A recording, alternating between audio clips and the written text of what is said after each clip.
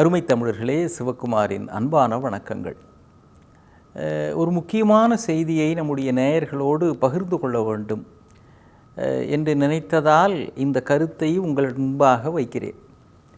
ஏன்னா இது நேரடியாக நான் சம்பந்தப்பட்ட விஷயம், நாம் சம்பந்தப்பட்ட விஷயம்.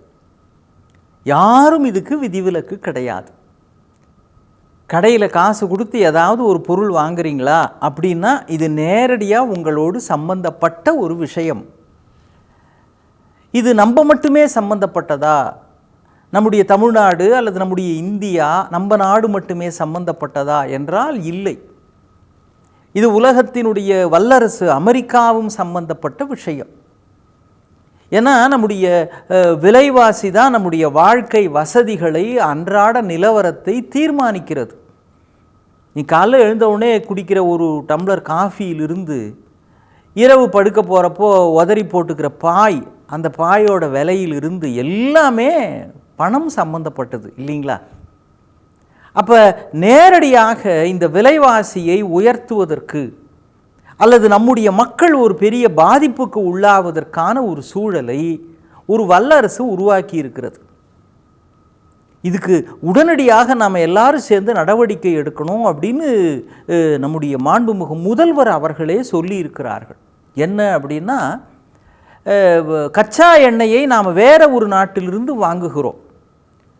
கடைக்கோடி இந்தியனுக்கு கூட எரிபொருள் தேவை இருக்கிறதுன்றதுனால நாம் அதை இன்னொரு நாட்டிலிருந்து வாங்கியிருக்கிறோம். அது இன்னொரு நாட்டுக்கு பிடிக்கவில்லை, அமெரிக்காவுக்கு அது பிடிக்கவில்லை. நீங்கள் மறைமுகமாக அவங்களுடைய போருக்கு துணை இருக்கிறீங்க, தளவாடங்கள் அவங்க வாங்கிறதுக்கு துணை இருக்கிறீங்கன்னு இப்போ இங்கிருந்து ஏற்றுமதி ஆகக்கூடிய பொருளுக்கு ஒரு 50% வரி விதிக்கிறார்கள். அப்போ 50% அங்கே வரி விதிக்கிறப்போ அந்த பொருட்களினுடைய விலை அதிகமாகும்.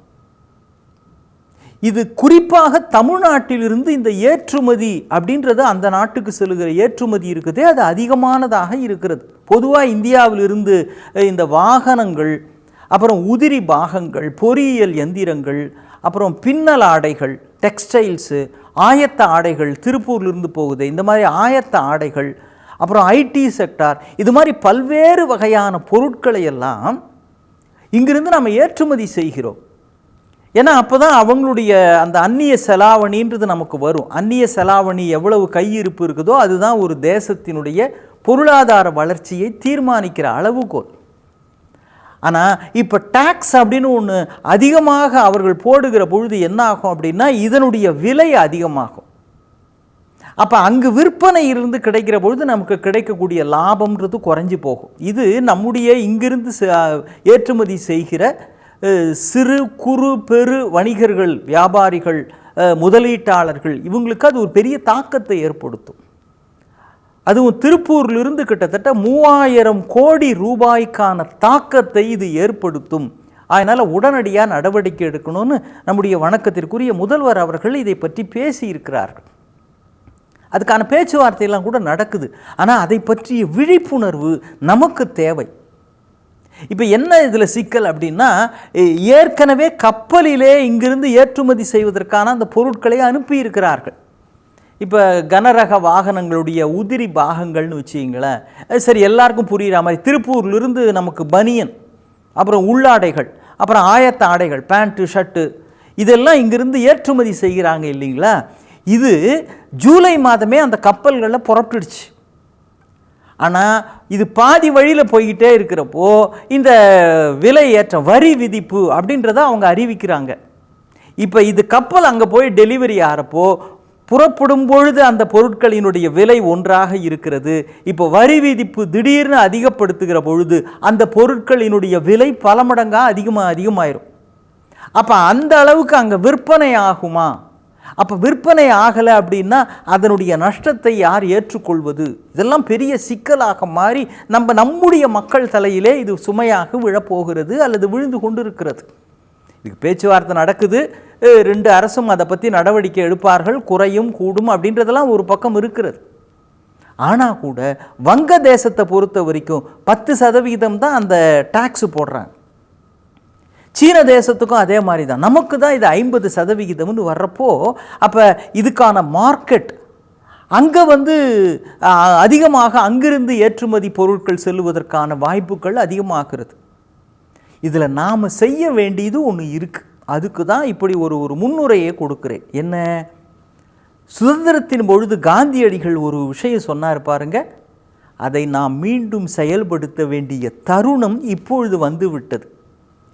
இப்பொழுதுன்னா இந்த வரி விதிப்புன்ற பொருளாதார ஒரு சுமைங்கிறது ஒன்று, ரெண்டாவது நாம் அதிகமாக ஷாப்பிங் பண்ணுற நேரம் அப்படின்றது இனிமேல் தான் ஆரம்பிக்க போகுது. ஏன்னா நமக்கு வரிசையாக பண்டிகைகள்லாம் வந்துட்டு இருக்கு இல்லைங்களா. இப்போ அடுத்து நவராத்திரி வருது, அப்புறம் தீபாவளி வருது, அப்புறம் கிறிஸ்மஸ் வருது, பொங்கல் வருது. இது தலை தீபாவளி, தலை கிறிஸ்மஸ், தலை பொங்கல் இப்படிலாம் வேற வருது.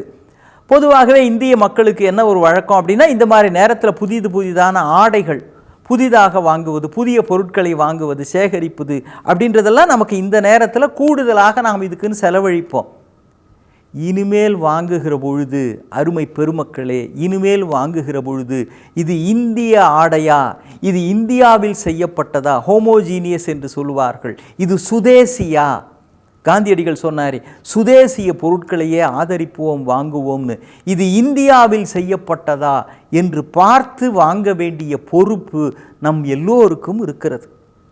பட்டில் கூட கைத்தறி பட்டுன்னு ஒன்று இருக்குது, அதை வாங்கணும். கைத்தறி ஆடையா, கைத்தறி வேட்டியா?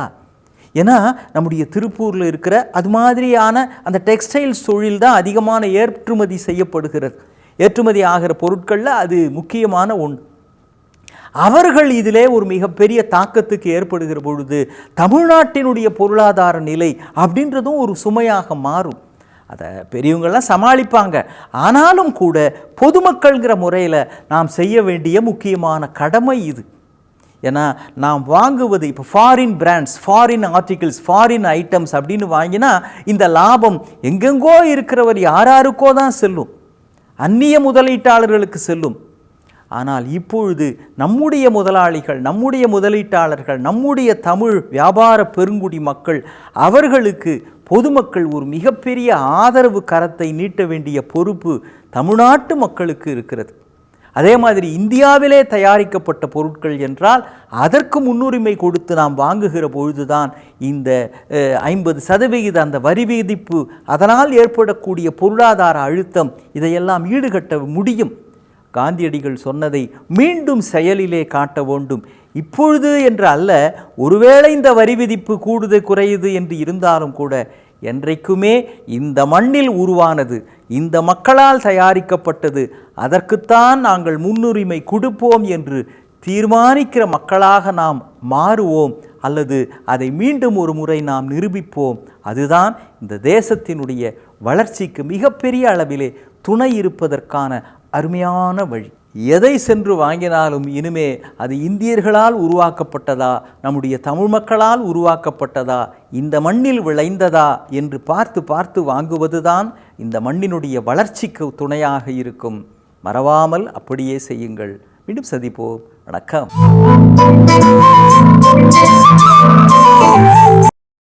இன்னும் பல வீடியோக்களை காண சன் லைஃப் சேனலை சப்ஸ்கிரைப் பண்ணுங்க.